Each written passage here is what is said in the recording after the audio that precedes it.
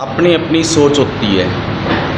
जननायक जनता party ने पूरे प्रदेश के अंदर 10 लोकसभाएं 10 की 10 लोकसभा के अंदर अपने उम्मीदवार उतारे हैं। तो सुशील गुप्ता जी कहीं न कहीं अपना जो संतुलन है ना वो खो बैठे हैं। क्योंकि गर्मी ज़्यादा है तो हमें कोई भी बात बोलनी चाहिए, सोच समझ के बोलनी चाहिए। वो आप जेजेपी को जो है भाजपा की बी टीम भी बता रहे हैं, वो तो कुछ भी कह सकते हैं जी, लेकिन जो जनता है ना, कुरुक्षेत्र लोकसभा की जनता है, उसको सारा पता है। और यही कहते हैं कि ये लोग जो है ना वोट काटने के लिए आए हुए। 101% जननायक जनता पार्टी जीतेगी कुरुक्षेत्र से। आपका भाई पालाराम सैनी लाखों वोटों से विजयी होगा। तो आप किन मुद्दों को लेकर के चुनाव प्रचार में हैं? जितने भी कैंडिडेट हैं आज ग्राउंड के ऊपर कुरुक्षेत्र लोकसभा के अंदर, मेरे को एक उम्मीदवार कोई बता दो किसी ने किसी की गरीब बेटी को कोई बीएड करवाई हो, एनटीटी का डिप्लोमा करवाया हो, कंप्यूटर का डिप्लोमा करवाया हो। मैं तो आपके चैनल के माध्यम से बताना चाहता हूँ, मैंने अपना पंपलेट बनवाया है। इस पंपलेट के अंदर 2014-15 से लेके अभी तक आपके भाई ने हज़ारों बेटियों को एनटीटी का डिप्लोमा, सैकड़ों बच्चों को फायरमैन का डिप्लोमा, और यहाँ तक कि जो बेटियाँ जिनके पिताजी नहीं हैं उनको मैंने 200 बेटियों को बीएड करवाई है। आज भी श्री राम कॉलेज में मेरे द्वारा कम से कम भी 15 से 20 बच्चे बीएड कर रहे हैं। तो मैं तो शिक्षा के अपनी शिक्षा की एक अलग जगा रहा हूँ। बाबा साहब भीमराव अंबेडकर, महात्मा ज्योतिबा फुले, माता सावित्रीबाई फुले का जो एजेंडा था मैं उसको आगे लेके चल रहा हूँ। और आज जिस घर के अंदर जो बच्चा पढ़ गया, वो बच्चा अगर पढ़ जाता है तो अपने परिवार को, अपने जीवन को सुधार लेता है। सुधरेगा कैसे? जब उसको शिक्षा मिलेगी। एक भी कैंडिडेट मुझे बता दीजिए, भी कोई भी कैंडिडेट, जितने भी कैंडिडेट आज ग्राउंड के ऊपर हैं लोकसभा के अंदर, भी एक भी कैंडिडेट ने किसी गरीब बच्चे को शिक्षा दी हो।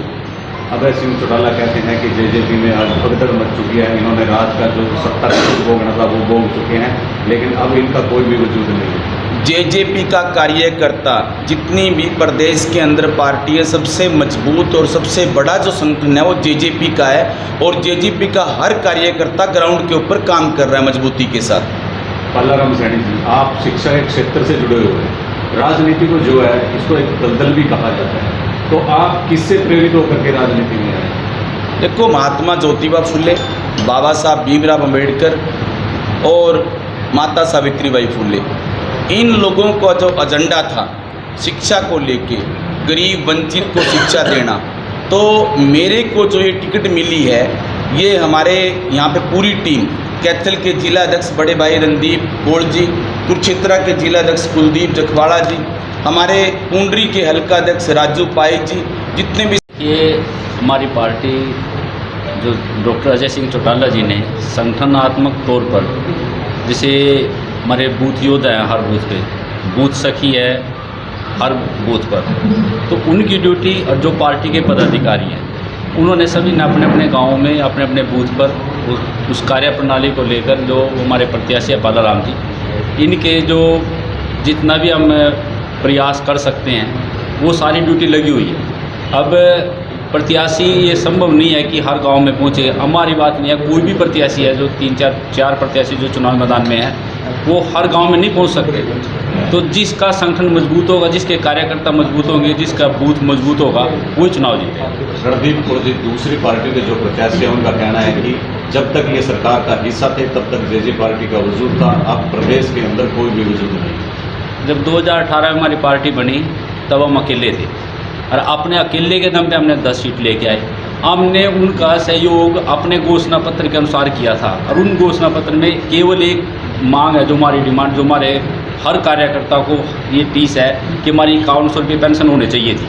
बाकी हमने डिमांड अपने अड़ के, अपने दम पर इस सरकार से पूरी करवाई, और आज उनका प्रचार प्रसार आप देखोगे, इसका रिजल्ट अब विधानसभा के चुनाव में भी आएगा और लोकसभा के चुनाव में भी आएगा। आपकी पार्टी की ऐसी कौन सी उपलब्धियां हैं जिनको लेकर के आज आप जनता के बीच? आज आप देखो, महिलाओं की हर पंचायत के जो चुनाव है ना, हर दूसरी कुर्सी पर महिला बैठी है, वो किसकी देन है? दूसरे चौटाला जी की देन है।